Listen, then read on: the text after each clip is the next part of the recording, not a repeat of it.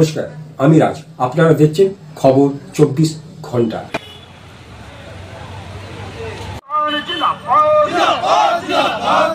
মুর্শিদাবাদে হিন্দু হত্যা হলো কেন? মমতা ব্যানার্জি জবাব দাও। বিধানসভার উদ্যোগে আজকে বিশাল মহা মিছিল আমাদের আজকে শুরু হয়েছিল এনআরএস কোর্টের সামনে থেকে এবং কাকুলি সিনেমা তলায় শেষ হলো। প্রায় 1000 বেশি আজকে আমাদের কার্যকর্তা যারা ভাই বোন আজকে প্রত্যেকেই প্রতিবাদ মিছিলে আমাদের যোগদান করেছে।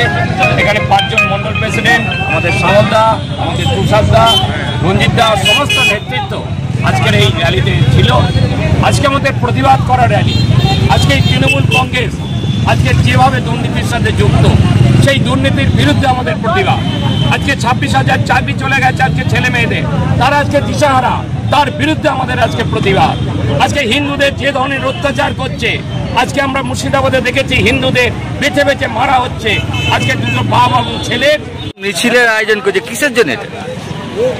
আজকে যে আমাদের কাশ্মীরে যে 26 জনা যে উগ্রপন্থীরা মেরেছে, তাদের প্রতিবাদে যে হামলা হয়েছে, সেই হামলার পরিপ্রেক্ষিতে যে বাংলায় এত পরিমাণে পাকিস্তানিরা এখনও রয়েছে, সেই পাকিস্তানিদের খুঁজে বার করে তাদেরকে বাংলা ছাড়া।